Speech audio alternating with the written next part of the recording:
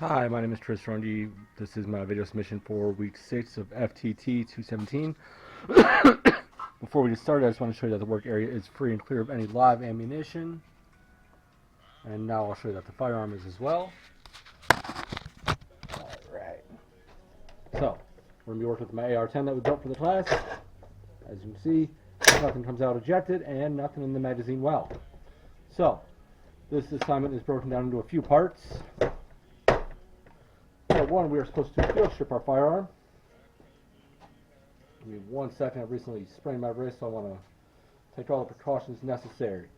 So to do that, you're going to use your drop down pins and your pivot pins.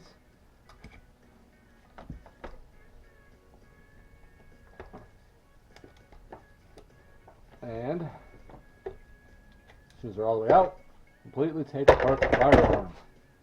Then remove the bolt carrier group and your charging handle.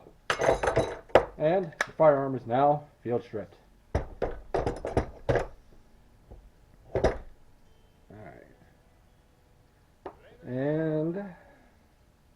Alright, so part 2 of this assignment is directed by our lecture material, and anything else we can find is an outside resource. Identify any additional work that we would like to do to our firearm, and using our firearm, articulate and show how this would actually improve performance, aesthetics, etc. of our firearm. Give me 1 second here.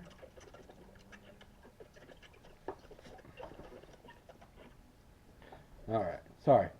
Canvas wanted to act up and change. So for my firearm, there's not much I want to do. I do want to change out the stock. I'm sorry, the butt here. Yeah, the stock here. Something a little bit more solid. I don't like the collapsible. And I will be changing out the trigger, but I'm going to discuss that more in part 3 here. So for part 3, this is where we're getting to, is we're supposed to use outside resources, compare several aftermarket trigger systems for the AR, and articulate how these are advertised to improve trigger performance. And do you agree with these arguments? Why or why not? So I am not a fan of these triggers, the mil-spec. Never have been. My time in, time out, they're not my favorite. What I'll be dropping in is either Geissele drop-in or a Tibney. They are better in my opinion. I more like the flat face that they have. They have a better reset in my opinion, and that's what they advertise. Is they have a better reset and trigger feel. Honestly, I'll probably go with the Tibney. It is a little bit cheaper, and it does have about the same performance and feel in my opinion. Now, so for part 4, we are to articulate whether or not we plan to dimple our barrel for the gas block and explain our reasoning. Normally I would, but this one came pre-dimpled. I believe in dimpling because it does help that gas block sit just a little bit better, which helps with overall performance of the firearm. Now for part 5, we are supposed to perform a drop test as specified in the lecture for this course. So to do that though, we must put our firearm back together.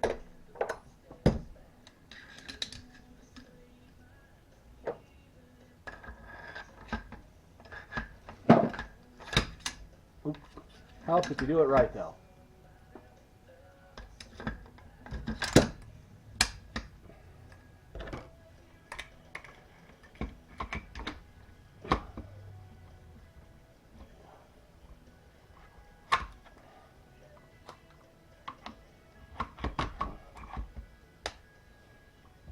There we go. There we go. Now, clear our workbench of our vise.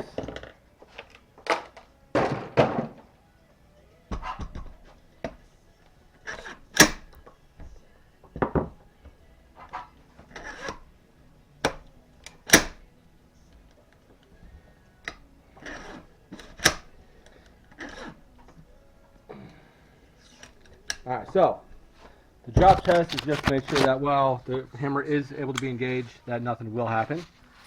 So we're going to perform that test now. You're going to hit around the pins here. I know I don't have the greatest lighting, but